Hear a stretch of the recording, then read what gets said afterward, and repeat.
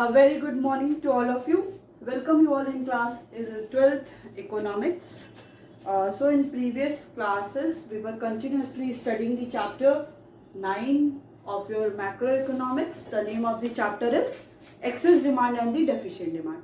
So in last class we have already discussed what is the meaning of excess demand, impact of the excess demand, causes of the excess demand, as well as diagrammatic presentation of the excess demand.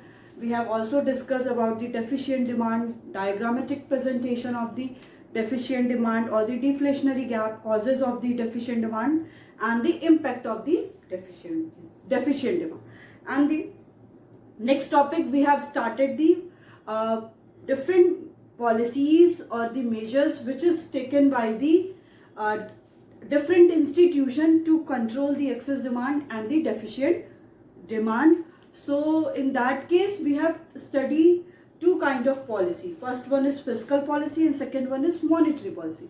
So fiscal policy is the policy which is taken by the government. It is the budgetary policy of the government in which government has maintained or prepared the revenue as well as the expenditure. And monetary policy, so it is directly related to the Central Bank of India, that is Reserve Bank of India. So in last class we have already discussed all about the fiscal policy and how we control in the case of excess demand and how we can control in the deficient demand. So in today's class we are going to study the monetary policy and what are the different instruments of the monetary policy to control the excess demand and the deficient demand. As we already discussed in chapter 6 banking, this topic, so we will not deal this topic in very broad way. We learn gist of this topic. So as you know, the instrument of monetary policy is divided into two. Okay, जो monetary policy के instrument है उनको हम क्या करते हैं, दो में divide करते हैं. First one is quantitative measures, जो quantity से related होते हैं, numbers और values से related होते हैं, and the second one is qualitative measures. Okay, तो ये आपका है in the quantitative measures. Quantitative measures में क्या होता है आपका bank rate, repo rate, open market operations, reverse repo rate, varying legal reserve requirement. In the qualitative measures we have to study the imposing margin requirement, moral suasion, selective credit control. ठीक है, तो पहला क्या है आपका bank rate. ठीक है, bank rate क्या होता है, it is the minimum rate और मिनिमम रेट जिसपे क्या करती कोई भी किसी भी कंट्री की सेंट्रल बैंक, अगर हम अपनी कंट्री के पर्सपेक्टिव में ले तो रिजर्व बैंक ऑफ इंडिया क्या करती है, जिस रेट पे कमर्शियल बैंक को क्रेडिट प्रोवाइड करती है for the long period of time के लिए जिस रेट पे सेंट्रल बैंक क्रेडिट प्रोवाइड करती है to the commercial bank, that rate is called the bank rate. उसको क्या बोलते हैं, minimum rate at which central bank provide the credit to the commercial bank in the long period में, short period में नहीं, long period में, उसको हम क्या बोलते हैं, बैंक रेट बोलते हैं. नेक्स्ट है आपका रेपो रेट. ठीक है, तो रेपो रेट क्या है, the repo rate is the rate at विच जो भी सेंट्रल बैंक है कंट्री की वो क्या करती है, लोन प्रोवाइड करती है कमर्शियल बैंक को अगेंस्ट दी अप्रूव्ड सिक्योरिटी. ठीक है, कोई भी अप्रूव्ड सिक्योरिटी के अगेंस्ट सेंट्रल बैंक क्या करती है, लोन प्रोवाइड करती है कमर्शियल बैंक को. जो रेट वो उस पे रेट ऑफ इंटरेस्ट लेती है, सेंट्रल बैंक जो भी रेट ऑफ इंटरेस्ट क्या करती है, लेती है फ्रॉम द कमर्शियल बैंक, उस रेट को क्या बोलते हैं, रेपो रेट बोलते हैं. ठीक है, उसको रेपो रेट बोलते हैं. और ये क्या होता है, basically for the short term के लिए होता है. ये किस लिए होता है, शॉर्ट पीरियड ऑफ टाइम के लिए होता है. नेक्स्ट क्या है आपका open market operation. Open market operation में सिंपली हम क्या कहते हैं कि it is the purchase and sale of the government securities. जो भी गवर्नमेंट की जितनी भी सिक्योरिटीज हैं उनका क्या करना, परचेज और सेल करना इन द ओपन मार्केट में बेसिकली कौन उसको परचेज करेगा, जनरल पब्लिक करेगी और कमर्शियल बैंक करेंगे. जितने भी कमर्शियल बैंक्स हैं और जितने भी आपके जनरल पब्लिक है वो लोग क्या करेंगे, जितने भी गवर्नमेंट की सिक्योरिटीज हैं उनको परचेज एंड सेल करती है central bank and the open किसमें, ओपन मार्केट में, जिसमें जनरल पब्लिक क्या करती है, उसको purchase as well as sold out करती है. नेक्स्ट है आपका reverse repo rate. Reverse repo rate वो कंडीशन होती है जब कोई भी कमर्शियल बैंक के पास उनका एक्सेस रिजर्व होता है। जब उनका एक्सेस रिजर्व होता है तो वो क्या करते हैं, अपने एक्सेस रिजर्व को, एक्सेस अमाउंट को, मनी को क्या करते हैं, सेंट्रल बैंक के पास एज अ रिजर्व रख देते हैं। या तो जब सेंट्रल बैंक को क्या होती है, मनी की नीड होती है, तब वो क्या करती है, कमर्शियल बैंक से क्या करती है, लेती है। और या तो जब कमर्शियल बैंक के पास एक्सेस रिजर्व होता है, एक्सेस मनी होता है, तो वो क्या करती है, सेंट्रल बैंक के पास उसको पार्क कर देती है। ठीक है, और कैसे करेगी, through the purchase of the RBI की सिक्योरिटीज। जो भी आरबीआई की सिक्योरिटीज है उसको क्या करती है, कमर्शियल बैंक उसको परचेज कर लेगी। कमर्शियल बैंक उसको परचेज कर लेगी तो सारा अमाउंट किसके पास चला जाएगा, आरबीआई के पास, in order to earn extra income, extra income earn करने लगे। क्योंकि फिर उस पैसे पे क्या है, जितने भी कमर्शियल बैंक है उनको रेट ऑफ इंटरेस्ट मिलेगा, तो उनका इनकम क्या होगी, बढ़ेगी on otherwise idle cash reserve. नहीं तो वो जो कैश रिजर्व है वो आइडल ही पड़े रहेंगे, उनका कोई यूज नहीं होगा। तो कोई भी कमर्शियल बैंक जो भी उनके एक्सेस रिजर्व होते हैं उसको वो एज अ रिजर्व पार्क कर किसके पास कर देती है, सेंट्रल बैंक के पास। नेक्स्ट है आपका वेरिंग लीगल रिजर्व रिक्वायरमेंट। तो इसमें आपको पता है दो होता है, क्या क्या होता है, CRR SLR। ठीक है, ये क्या होता है, बेसिकली ये होता है आपका minimum percentage of deposit of commercial bank. Minimum किसी, अगर कमर्शियल बैंक क्या है कि उसके पास जितना भी डिपॉजिट है, जितना भी उसके पास मनी है, उसका कुछ मिनिमम परसेंटेज डिपॉजिट क्या करना पड़ता है, सारे कमर्शियल बैंक को रिजर्व बैंक के पास रखना पड़ता है, इन कैश में, कैश के फॉर्म में रखना पड़ता है। ठीक है, तो minimum percentage of all the total deposit, जितना भी टोटल डिपॉजिट है कमर्शियल बैंक का, फॉर एग्जांपल 1 लाख है, तो उसका कुछ परसेंट, 5%, 10%, उसके हिसाब से उतना रिजर्व क्या करना पड़ता है, किसी भी कमर्शियल बैंक को सेंट्रल बैंक के पास रिजर्व रखना पड़ता है। जस्ट ऑपोजिट है SLR। SLR में क्या है कि कोई भी कमर्शियल बैंक को अपना कुछ भी मिनिमम कोई डिपॉजिट है, वो अपना मनी उसको खुद अपने पास एज अ रिजर्व रखना पड़ता है in terms of the liquid asset. Liquid asset में या तो वो सिक्योरिटीज में रख सकता है या तो वो कैश के फॉर्म में उस मनी को रख सकता है। CRR में क्या है, कोई भी कमर्शियल बैंक को आरबीआई के पास रखना पड़ता है, मीन सेंट्रल बैंक के पास रखना पड़ता है।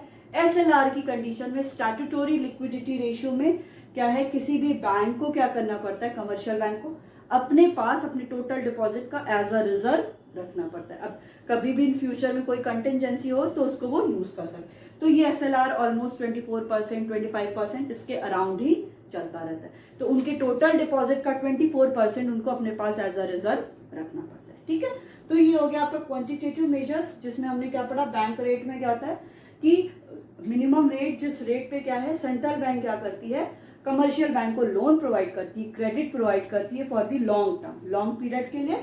रेपो रेट में क्या है, सेंट्रल बैंक प्रोवाइड करती है कमर्शियल बैंक को लोन अप्रूव्ड सिक्योरिटीज में, कोई सिक्योरिटी के against, but it is for the short period. ये शॉर्ट पीरियड के लिए होता है, but it is for the long period. Open market operation में क्या होता है, जो सेंट्रल बैंक होती है किसी भी कंट्री की, वो सारे अपनी जो भी सिक्योरिटीज है उसको परचेज और सेल करती है ओपन मार्केट में। ओपन मार्केट में कौन, जनरल पब्लिक और कमर्शियल बैंक उसको परचेज और सेल करते हैं। नेक्स्ट है आपका वेरिंग लीगल रिजर्व रिक्वायरमेंट, जिसमें आपका दो आता है, cash reserve ratio and statutory liquidity ratio.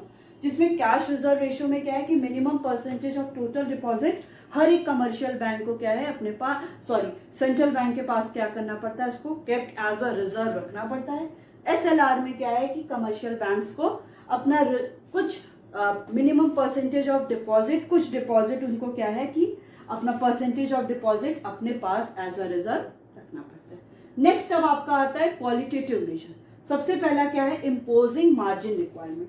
Imposing margin requirement का मतलब है ये किसके बीच का डिफरेंस होता है कि कोई भी बैंक कितना अमाउंट का वो सिक्योरिटी उसको मतलब एज अ सिक्योरिटी के लिए उसने कुछ रखा है और उसके अगेंस्ट उसको कितना लोन मिल रहा है। फॉर एग्जाम्पल कि जैसे किसी ने क्या है, कोई भी बैंक में जाता है, हम अगर अपना एक लैंड दे देते हैं, अगर लैंड की वैल्यू 4 लाख है तो कोई 4 लाख देता है, बट टोटल अमाउंट कभी भी क्या है कि बैंक फॉर 4 लाख की वो लैंड है तो 4 लाख कभी भी नहीं देगी, उसका कुछ 3,80,000 लेगी, अब वो जो 20,000 उसका बचा वो बैंक का हो जाएगा। तो ये मार्जिन रिक्वायरमेंट क्या होता है, ये डिफरेंस होता है किसके बीच का, सिक्योरिटीज का, जो सिक्योरिटीज दिया जा रहा है और उसके अगेंस्ट जो लोन ऑफर किया गया उसके बीच का डिफरेंस को हम क्या बोलते हैं, मार्जिन रिक्वायरमेंट बोलते हैं। नेक्स्ट है मॉरल सुएशन, जिसका मतलब है कि एक परसुएशन, एक प्रेशर कौन देता है, सेंट्रल बैंक देती है सारे कमर्शियल बैंक को कि जो भी मेरे रूल्स एंड रेगुलेशंस हैं, जो भी सारी पॉलिसीज हैं, यू हैव टू फॉलो, आपको क्या है फॉलो करना पड़ेगा, चाहे वो जैसा हो, आपको फेवर में हो चाहे वो अगेंस्ट में हो, बट आपको फॉलो करना पड़ेगा। अगर कोई बैंक नहीं कर सकता है तो करता है तो आरबीआई उसके अगेंस्ट कोई भी केस कर सकती है, उसके अगेंस्ट कुछ भी स्टेप ले सकती है। लास्ट है आपका selective credit control. Selective credit control की कंडीशन ये हो जाती है कि इसमें क्या है, सेंट्रल बैंक ये डिसाइड करता है कि किस एरिया में उसको क्या करना है, लोन को मतलब कि क्रेडिट को प्रोवाइड करना है। फॉर एग्जाम्पल अगर कमर्शियल सेंट्रल बैंक देख रहा है कि एग्रीकल्चर सेक्टर में बहुत डाउनवर्ड होता चला जा रहा है और इंडस्ट्रियल सेक्टर में डेवलपमेंट बहुत ज्यादा हो रहा है, तो उस कंडीशन पे सेंट्रल बैंक कमर्शियल बैंक से बोलेगा कि आपको क्या है, इंडस्ट्रियल डेवलपमेंट तो ऑलरेडी बहुत डेवलप हो गया है, तो आप वहां पे जो क्रेडिट है वहां पे कुछ कम प्रोवाइड करो और एग्रीकल्चर सेक्टर में क्या है ज्यादा प्रोवाइड करो। तो ये सेलेक्टिव क्रेडिट कंट्रोल, इसके थ्रू क्या होता है, क्रेडिट को कंट्रोल किया जाता है। ठीक है, तो ये आपका हो गया इंस्ट्रूमेंट ऑफ मॉनेटरी पॉलिसी, और इसका मैंने एक्सेस डिमांड की कंडीशन और डेफिशिएंट डिमांड की कंडीशन में ऑलरेडी मैंने आप लोग को बैंकिंग चैप्टर में बता दिया। आप लोग इसको पढ़ेंगे, एक बार नहीं समझ में आएगा तो हम लोग फिर से इसको डिस्कस करेंगे। सो अब इसके बाद हम लोग का ये चैप्टर क्या है, कंप्लीट हो गया है। After that we will start the chapter 10। अब हम लोग क्या है, चैप्टर 10 स्टार्ट करेंगे, that is the government budget.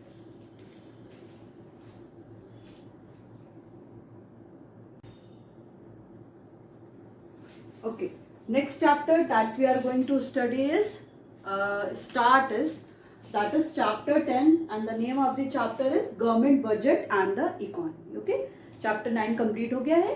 अब हम लोग क्या करेंगे, chapter 10 start करते हैं, government budget and the economy. So in this chapter we are going to study the what is the meaning of budget, what is budget, meaning and the features of the budget, objectives of a budget, structure and components of the budget, meaning of the budgetary receipts, revenue receipt and capital receipt. Next topic, meaning of the budgetary expenditure, revenue expenditure and capital expenditure, development expenditure and the non-development expenditure, plan expenditure and the non-plan expenditure. Last topic is budget deficit and its type, in which we will discuss the revenue deficit, fiscal deficit and the primary deficit. Okay, so in this chapter we are going to study all these topics. So let's start with the introduction. So in a mixed economy, apart from the private sector, there is a government which plays a very important role. ठीक है, mixed economy में हमें पता है कि दोनों का role होता है, पब्लिक सेक्टर का भी रोल होता है और प्राइवेट सेक्टर का रोल भी होता है। तो हमें पता है apart from the private sector, private sector का पार्ट के साथ ही साथ हम देखते हैं कि देयर इज अ गवर्नमेंट भी है जो बहुत इंपॉर्टेंट रोल प्ले करती है। Government aims at maximizing the fuller utilization of resources to provide maximum welfare in the country. Government का बेसिकली मेन मोटिव क्या होता है? गवर्नमेंट का बेसिक मेन मोटिव होता है कि जितने भी रिसोर्सेज अवेलेबल हैं उनको क्या करना है, फुलर यूटिलाइजेशन करना है। फुलर यूटिलाइजेशन करके अपनी इकोनॉमी में, अपनी कंट्री में social welfare as well as public welfare करना है, क्योंकि गवर्नमेंट को हम जानते हैं कि उनका मेन मोटिव क्या होता है कि provide the welfare of the society का वेलफेयर करना। वही हम प्राइवेट सेक्टर का पता है कि to earn more and more profit. ठीक है, so government requires huge amount of money to finance various infrastructure and welfare activities. ठीक है, इसके लिए गवर्नमेंट को क्या है, ह्यूज अमाउंट में फाइनेंस की रिक्वायरमेंट है। बिना फाइनेंस के कोई भी एक्टिविटी हो नहीं सकती है, तो इसलिए गवर्नमेंट को क्या है, लार्ज अमाउंट में क्या है, फाइनेंस की जरूरत है for the infrastructure as well as the welfare activities. कोई भी इंफ्रास्ट्रक्चर से रिलेटेड एक्टिविटी कराना है, मतलब स्कूल्स बनवाने हैं, हॉस्पिटल्स बनाने हैं, कोई भी different kinds of facility provide करना है, इसके लिए क्या है, कंस्ट्रक्शंस कराना है, तो इसके लिए क्या है, फंड की जरूरत होगी, मनी की जरूरत होगी। बिना मनी के तो कोई भी काम हो नहीं सकता है। इन that case government also need the large amount of funds. So government also generate revenue from various sources. अब गवर्नमेंट क्या करती है, रेवेन्यू को जनरेट करती है। बहुत सारे गवर्नमेंट के सोर्सेज हैं जिनके थ्रू गवर्नमेंट रेवेन्यू जनरेट करती है। So to manage its revenue and expenditure government prepare budget. अब उनके अपने क्या बोलते हैं कि रेवेन्यू और एक्सपेंडिचर को मैनेज करने के लिए अब गवर्नमेंट को ये देखना पड़ेगा कि उसे कहाँ पे रेवेन्यू कहाँ से मिल रहा है, कहाँ पे उसका एक्सपेंडिचर है। ऐसे तो प्रॉपर उसको देखना तो पड़ेगा ना। अब हम लोग घर की बात करते हैं, घर में होता है सैलरी आती है, तो हम लोग ये घर में बैठ के पेरेंट क्या है वो प्रिपेयर करते हैं कि हमारा एक्सपेंडिचर कहाँ होगा। हमारा जैसे ही हमको रेवेन्यू मिला, पैसा मिला, हम ये एक्सपेक्ट करने लगते हैं कि कहाँ पे हमको इन्वेस्टमेंट करना है, कितना एजुकेशन में जाएगा, कितना घर पे कंजप्शन करना है एंड सो ऑन। ये सारा क्या करते हैं लोग, प्रिपरेशन करते हैं। तो गवर्नमेंट भी क्या करती है, गवर्नमेंट भी उसके कौन से सोर्स है रेवेन्यू के, कहाँ से उसको रेवेन्यू मिलेगा, एज वेल एज कहाँ पे गवर्नमेंट को एक्सपेंडिचर करना है, इसके लिए गवर्नमेंट क्या करती है, बजट प्रिपेयर करती है। So it is a constitutional requirement in India. ये क्या है, एक कॉन्स्टिट्यूशन की रिक्वायरमेंट है इंडिया में to present before the parliament, कि पार्लियामेंट के सामने वो क्या करे, बजट को प्रिपेयर करे और प्रेजेंट करे। ठीक है। So statement of estimated receipt and expenditure, कि एस्टिमेटेड कि कितना हम लोग क्या है, हमेशा बजट जैसे 2020 में प्रेजेंट हो रहा है तो वो 2021 के लिए होता है। क्यों, क्योंकि हम लोग हमेशा एक्सपेक्टेड की बात करते हैं कि हाँ यहाँ पे इतना रेवेन्यू हमें मिलेगा, यहाँ से इतना एक्सपेंडिचर होगा। तो ये क्या है, एस्टिमेट करते हैं हम लोग, एक्सपेक्टेड की बात करते हैं। तो ये क्या होता है कि कोई भी फाइनेंस मिनिस्टर, आपको पता है फाइनेंस मिनिस्टर क्या करता है, बजट को प्रेजेंट करता है in the front of the parliament में क्या करता है वो प्रेजेंट करता है। ठीक है। पहले क्या था, आप लोग का नॉर्मल बजट और जो रेलवे का बजट था वो डिफरेंट होता था, बट अब दोनों कंबाइंड हो गया तो एक ही बजट क्या होता है वो प्रेजेंट होता है। ठीक है। तो अब ये क्या है, ये आर्टिकल 112 आर्टिकल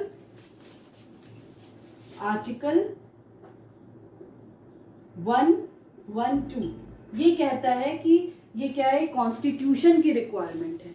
ये कॉन्स्टिट्यूशन की रिक्वायरमेंट है कि बजट को प्रिपेयर करना चाहिए, जिससे क्या है कि हमें एस्टिमेशन पता चलेगा, या कंट्री में एस्टिमेशन पता चलेगा कि कहाँ पे गवर्नमेंट का रेवेन्यू के सोर्सेज हैं और कहाँ पे गवर्नमेंट का एक्सपेंडिचर हो रहा है। ठीक है। So first is budget, meaning of the budget. पहले हम लोग पढ़ेंगे बजट क्या होता है। ओके।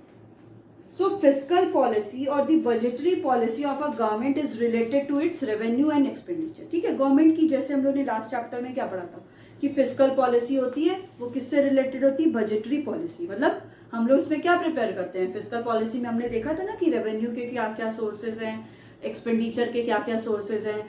तो रेवेन्यू के सोर्सेज में हम लोग ने क्या क्या पढ़ा था, याद दिलाइए। हमने पढ़ा था टैक्सेस पढ़ा था, पब्लिक डेट पढ़ा था और डेफिसिट फाइनेंसिंग पढ़ा था, कि गवर्नमेंट के ये सारे सोर्सेज हैं। तो उसके लिए क्या करती है गवर्नमेंट, बजट प्रिपेयर करती है कि कहाँ से उसको रेवेन्यू मिलेगा, एज वेल एज एक्सपेंडिचर कहाँ पे होना है, डिफेंस में होना है, एडमिनिस्ट्रेशन में होना है, एजुकेशन में होना है, पब्लिक वेलफेयर में होना है। ये सारे के लिए गवर्नमेंट क्या करती है, एक प्रॉपर एक्सपेंडिचर करती है, एक्सपेंडिचर का प्लान करती है। तो फिस्कल पॉलिसी और the budgetary policy of a government is related to its revenue and expenditure. ठीक है। जो भी गवर्नमेंट की फिस्कल पॉलिसी है, जो भी गवर्नमेंट की बजटरी पॉलिसी, वो किससे रिलेटेड है, गवर्नमेंट का कितना रेवेन्यू होगा। रेवेन्यू तो आपको पता ही चल गया होगा, क्योंकि आप लोगों ने क्लास 11th में पढ़ा है revenue chapter. I don't think so कि आपको रेवेन्यू भी बताना पड़ेगा कि रेवेन्यू क्या होता है। It's just a source of income, कि कहाँ से इनकम मिल रहा है। ठीक है। तो revenue and expenditure. So budget is an important instrument. Budget क्या है, एक इम्पॉर्टेंट इंस्ट्रूमेंट है to describe the fiscal policy of the government, कि जो डिस्क्राइब क्या करती है, गवर्नमेंट की फिस्कल पॉलिसी है। क्योंकि बजट के ही थ्रू गवर्नमेंट का पता क्या चल रहा है कि कितना रेवेन्यू हो रहा है और कितना एक्सपेंडिचर हो रहा है।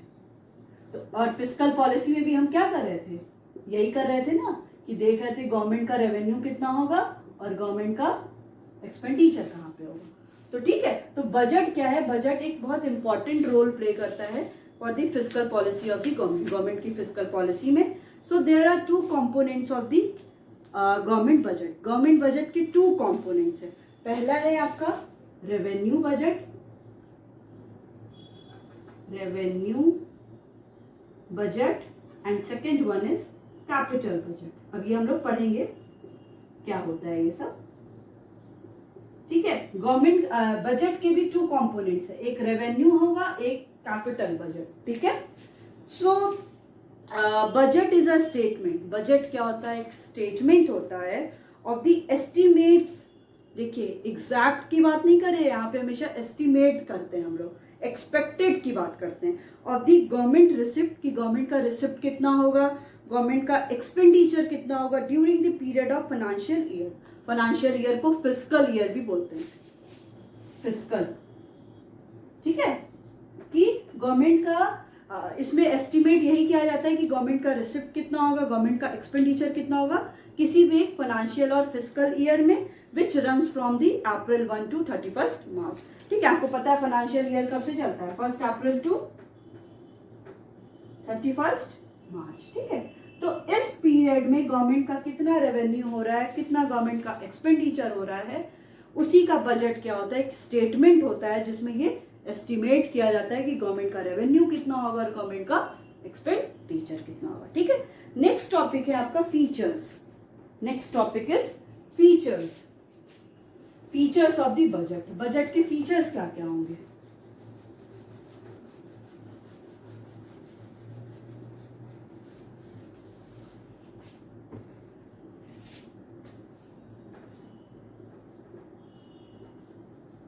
Features of budget.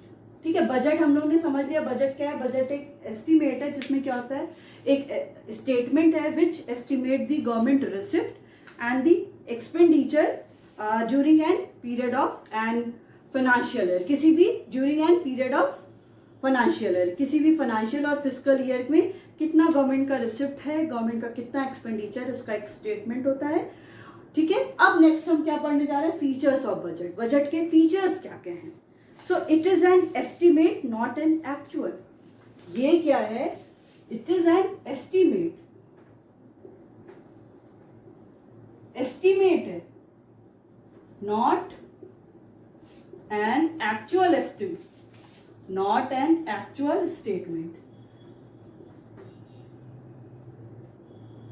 ठीक है, ये एक्चुअल नहीं है, ये हम लोग क्या है, एस्टिमेट किए, एक्सपेक्ट किए हैं कि क्या होगा, इतना होगा. ठीक है, फिर क्या है, इट इज प्रिपेयर्ड एनुअली. इसको क्या करते हैं, प्रिपेयर करते हैं, प्रिपेयर्ड एनुअली. इसको हम लोग एनुअली प्रिपेयर करते हैं.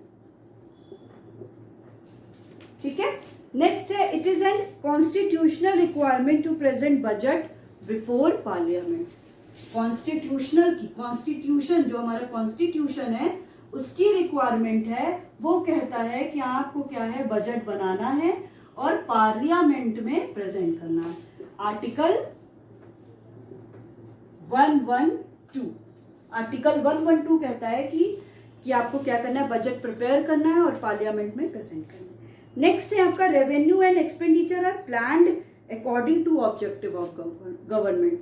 ठीक है, अब जो भी गवर्नमेंट का रेवेन्यू है, revenue and expenditure are planned. ठीक है, क्या किया है गवर्नमेंट ने, अकॉर्डिंग टू गवर्नमेंट के गवर्नमेंट ऑब्जेक्टिव. ठीक है, गवर्नमेंट भी क्या करती है, आप लोग ने अपने बिजनेस में पढ़ा होगा, प्लानिंग करते हैं. प्लानिंग में क्या है, गवर्नमेंट भी प्लानिंग करती है.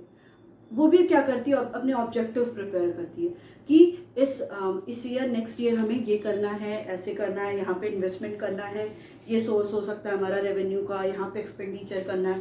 तो उसके अकॉर्डिंग क्या होता है, रेवेन्यू एंड एक्सपेंडिचर को प्लान किया जाता है. जो भी गवर्नमेंट के ऑब्जेक्टिव है, जो भी गवर्नमेंट प्लानिंग कर रही है, उसके अकॉर्डिंग रेवेन्यू एंड एक्सपेंडिचर को प्लान किया जाता है. तभी तो हम नेक्स्ट ईयर उसको एग्जीक्यूट करते हैं ना. जैसे हम अभी बताते हैं कि नेक्स्ट ईयर हम ये करने वाले हैं, तो ये क्या है, प्लान्ड है अकॉर्डिंग टू गवर्नमेंट ऑब्जेक्टिव, जो भी गवर्नमेंट के ऑब्जेक्टिव है.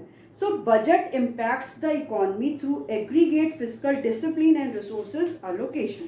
ठीक है, बजट इम्पैक्ट करता है इकोनॉमी पे through the aggregate fiscal discipline. Fiscal discipline means कि जो भी गवर्नमेंट की रेवेन्यू है, जो भी गवर्नमेंट का एक्सपेंडिचर है, उसको कितना प्रॉपरली क्या है, उसको हम जितने भी हमारे पास रिसोर्सेज हैं उनको हम प्रॉपरली एलोकेट करें और उन रिसोर्सेज का प्रॉपर यूटिलाइजेशन, फुलर यूटिलाइजेशन। ऐसा नहीं है कि रिसोर्सेज हमारे पास अवेलेबल है, हम उनका प्रॉपर यूटिलाइजेशन कर ही नहीं रहे। फिस्कल डिसिप्लिन मतलब कि जो भी हमारा रेवेन्यू है, जो भी हमारा एक्सपेंडिचर है, वो डिसिप्लिन्ड वे में हो। ऐसा नहीं कि गवर्नमेंट को पता ही नहीं है कि गवर्नमेंट कहाँ पे एक्सपेंडिचर करना है, गवर्नमेंट को कहाँ रेवेन्यू से मिलना है। जो भी उसके पास रिसोर्सेज अवेलेबल है उनको पता ही नहीं है कि रिसोर्सेज को कैसे प्रॉपरली एलोकेट करे, उनका फुलर यूटिलाइजेशन कैसे करे, प्रॉपर यूटिलाइजेशन करे कैसे करे। तो ये सारा क्या होना चाहिए, गवर्नमेंट को उसकी प्रॉपर इंफॉर्मेशन भी होनी चाहिए कि ये इकोनॉमी में कैसे इम्पैक्ट करेगा, ये इकोनॉमी को कैसे ज़्यादा एफिशिएंट बनाएगा। ठीक है, ये सब कुछ गवर्नमेंट के ही हाथ में होता है कि हम अपनी इकोनॉमी को कैसे ज़्यादा स्ट्रॉन्ग बना सकें। So these all are the some features of the budget. ये बजट के कुछ फीचर्स हैं। नेक्स्ट टॉपिक है आपका objectives. Objectives of the budget. Budget के क्या ऑब्जेक्टिव, क्यों हम लोग बजट बना रहे हैं, कुछ तो अभी हम लोग ने बोला ना कि रेवेन्यू एंड एक्सपेंडिचर क्या होते हैं, प्लान किए जाते हैं according to the different objectives of the government. जितने भी गवर्नमेंट के ऑब्जेक्टिव्स हैं उसके अकॉर्डिंग हम क्या करते हैं, प्लान करते हैं। ठीक है,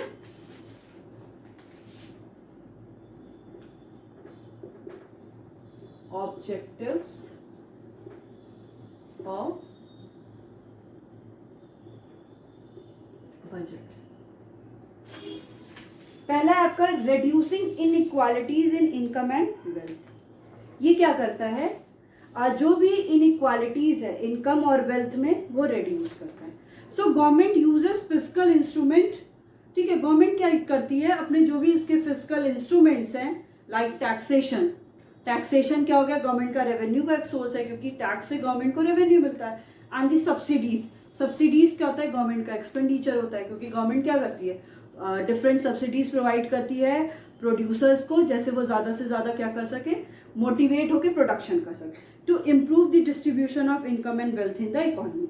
ये क्या कर सकता है, ये इकोनॉमी में इनकम एंड वेल्थ का क्या कर सकता है, उसको डिस्ट्रीब्यूशन को इम्प्रूव कर सकता है। Higher taxes can be impose by the government on the income earned by the rich. अब गवर्नमेंट क्या कर सकती है कि जो भी जिसके पास हायर इनकम ग्रुप वाले हैं, जो हायर इनकम ग्रुप वाले, उनसे क्या करे, वो ज़्यादा टैक्स क्या करे, ले। ज़्यादा टैक्स लेगी तो क्या होगा कि हायर इनकम से होगा, तो उनकी इनकम से गवर्नमेंट को टैक्सेशन मिलेगा। And also on the goods consume by them in order to reduce their personal disposable income. ठीक है, और जो भी वो गुड्स कंज्यूम कर रहे हैं तो इन सब पे क्या करें, वो जो गुड्स कंज्यूम कर रहे हैं इससे क्या होगा, उनकी डिस्पोजेबल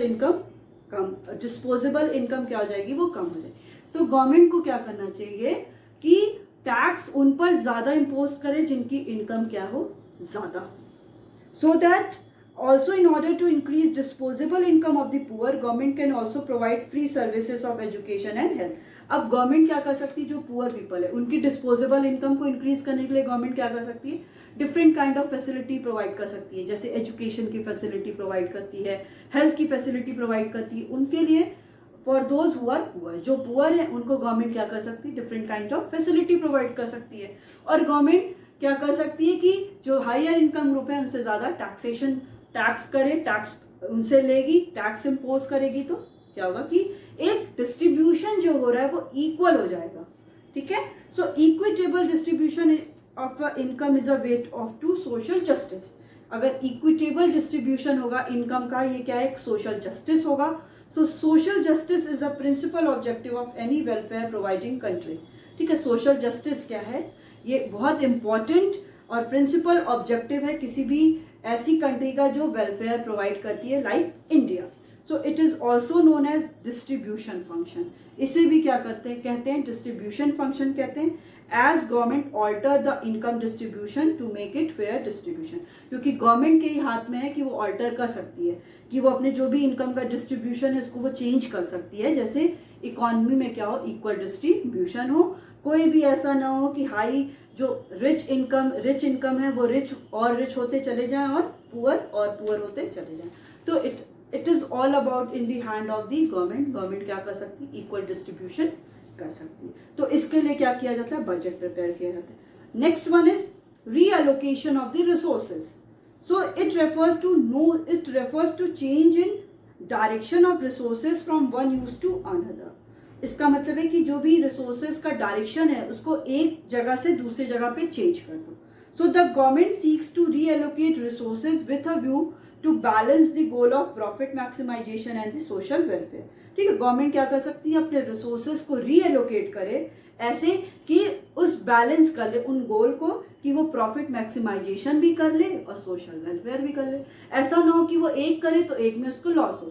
तो उस गवर्नमेंट को क्या करना है, अपने रिसोर्सेज को रीएलोकेट करना है, प्रॉपर ऐसे डिस्ट्रीब्यूट करना है कि प्रॉफिट भी मैक्सिमाइज हो और सोशल वेलफेयर भी हो। So unlike private enterprises, government targets social welfare also along with the profit में, कि जैसे प्राइवेट इंटरप्राइजेस करते हैं वैसे ही गवर्नमेंट भी क्या करे, प्रॉफिट मोटिव के साथ भी काम करे। So production of goods which are injurious to health, ठीक है, ऐसे गुड्स जिनका प्रोडक्शन जो इंजूरियस है हेल्थ के लिए, आपको पता है जैसे वाइन हो गया, जैसे सिगरेट्स हो गए, ये क्या है, इनका प्रोडक्शन करना किसी भी इंजूरियस है हेल्थ के लिए। इसको क्या करे, इसको डिस्करेज करने के लिए गवर्नमेंट क्या कर सकती है, ज्यादा से ज्यादा टैक्स उस पर ज्यादा इम्पोज कर सकती है। बट कोई भी गवर्नमेंट ऐसा करती नहीं, स्पेशली इंडिया में। आप देखिएगा कि इनको क्या इतना टैक्स, तभी तो इतना ज्यादा प्रोडक्शन हो, क्योंकि गवर्नमेंट को पता है कि वो क्या करेगी, अगर ज्यादा टैक्स पे लोगों का, तो लोग क्या कर रहे हैं, प्रोडक्शन कर भी रहे हैं और गवर्नमेंट को उसका रेवेन्यू का सोर्स भी मिल रहा है। तो गवर्नमेंट इतना ज्यादा करती भी नहीं है, बट गवर्नमेंट को क्या है, करना चाहिए, सो दैट उससे क्या होगा कि ये इस पे ज्यादा टैक्स पे कर देगी तो लोगों को ज्यादा टैक्स पे करना पड़ेगा, तो लोग क्या होंगे, डिस्करेज होंगे, तो वो प्रोडक्शन नहीं करेंगे। ठीक है, then on the other hand production of the socially useful goods, जैसे खादी का एक एग्जांपल दे रहा है, जो खादी के कपड़े होते हैं उन पे क्या करना चाहिए, जो भी टैक्स है उसको कम कर देना चाहिए, जैसे लोग क्या हो, इनकरेज हो और वो ज्यादा से ज्यादा उसका प्रोडक्शन करें। ऐसी गुड्स जो इंजूरियस है हेल्थ के लिए, किसी भी इकोनॉमी के लिए, उन पे गवर्नमेंट क्या कर सकती है, ज्यादा टैक्स इम्पोज कर सकती है, और जो गुड्स जो सोशल वेलफेयर के लिए, उनका जो टैक्स है उसको कम कर सकती है। ठीक है, so it is also known as the allocation function. इसको एलोकेशन फंक्शन भी बोला जाता है, as government attempt to provide certain goods and services which can not be provided through the market mechanism. ठीक है, क्योंकि गवर्नमेंट क्या है, सर्टेन गुड्स एंड सर्विसेज को प्रोवाइड करती है जो एक मार्केट मैकेनिज्म के थ्रू, जो डिमांड एंड सप्लाई के थ्रू वो प्रोवाइड नहीं हो सकता है। Next one is economic stability. So using its revenue and expenditure policy, the government ensures economic stability in the economy. ठीक है, अपने गवर्नमेंट क्या है, रेवेन्यू और एक्सपेंडिचर की पॉलिसी को यूज करके गवर्नमेंट क्या कर सकती है, इकोनॉमिक स्टेबिलिटी कर सकती है।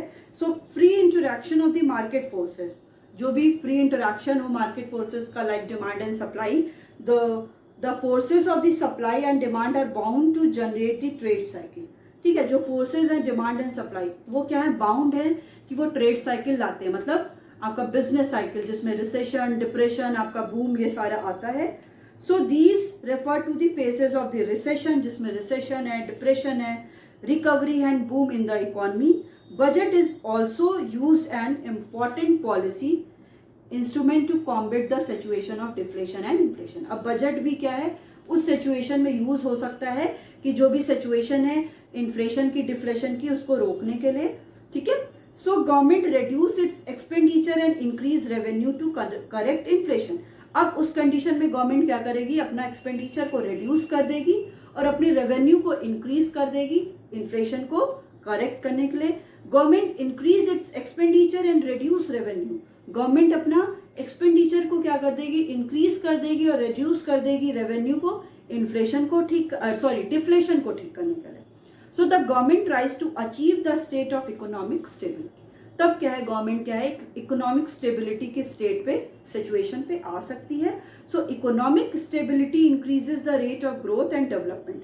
जो इकोनॉमिक स्टेबिलिटी है उसके थ्रू क्या हो सकता है, रेट ऑफ ग्रोथ भी इंक्रीज करेगा, एज वेल एज कंट्री में डेवलपमेंट भी होगा। So it is also known as stabilization function. इसे क्या बोलते हैं, स्टेबलाइजेशन फंक्शन भी बोलते हैं। As government brings some policy measures to control the level of aggregate demand, क्योंकि गवर्नमेंट क्या करती है, बहुत सारे पॉलिसीज लेती है कि जो भी एग्रीगेट डिमांड की सिचुएशन को कंट्रोल करने के लिए, तो इसको इकोनॉमिक स्टेबिलिटी को स्टेबलाइजेशन फंक्शन भी बोलते हैं। नेक्स्ट है आपका direct participation and the economic growth by managing public sector enterprises. So the government seeks to accelerate the pace of the growth by establishing public sector enterprises. Government क्या करती है, government seek to accelerate, government का main motive क्या है कि rate of growth को increase करे। So in that case वो क्या करती है, डिफरेंट पब्लिक सेक्टर एंटरप्राइजेस को एस्टेब्लिश करती है। So the budgetary policy of the government target to increase the rate of growth through the public enterprises. तो जो भी आपका बजटरी पॉलिसी है गवर्नमेंट का, उनका मेन यही हो जाता है कि वो रेट ऑफ ग्रोथ को इंक्रीज करे, कैसे, by the public sector enterprises को एस्टेब्लिश करके। So often public sector enterprises are encourage in areas where the private monopolies occur. तो पब्लिक सेक्टर जो भी इंटरप्राइजेस हैं वो क्या होते हैं, इनकरेज होते हैं। सो उस एरिया में जहाँ पे ऑलरेडी मोनोपोली किसकी हो गई है, प्राइवेट सेक्टर की, तो उस जगह पे क्या है, पब्लिक सेक्टर को भी इंस्टेब्लिश किया जाता है, पब्लिक सेक्टर इंटरप्राइजेस को, सो दैट जो पेस है इकोनॉमी का ग्रोथ है वो इंक्रीज हो by the public sector units. Okay, and the last one is growth of economy. So government through its fiscal policy targets to inject sufficient resources. Government क्या करती है, अपने फिस्कल पॉलिसी के through different sufficient resources को inject करती है, मतलब add करती है इकोनॉमी में, by encouraging saving and investment. कैसे, सेविंग और इन्वेस्टमेंट को इनकरेज करके इकोनॉमी में क्या है, इंजेक्ट करती है different kind of sufficient resources. This will further enhance the capital formation. इससे क्या होता है, कैपिटल फॉर्मेशन जनरेट होता है, and the level of production causing rise in national income and economic. जैसे ही आपका कैपिटल फॉर्मेशन इंक्रीज होगा, इन्वेस्टमेंट इंक्रीज होगा, इन्वेस्टमेंट इंक्रीज होने से आपकी कंट्री में नेशनल इनकम इंक्रीज होगी, और जैसे ही नेशनल इनकम इंक्रीज होगी अल्टीमेटली आपका कंट्री में इकोनॉमिक ग्रोथ भी होगा। Okay, so it's all about your today's class. So in the next class we will start the structure and the components of the budget. So in the components of the budget we have to study the revenue budget and the capital budget. Okay, thank you.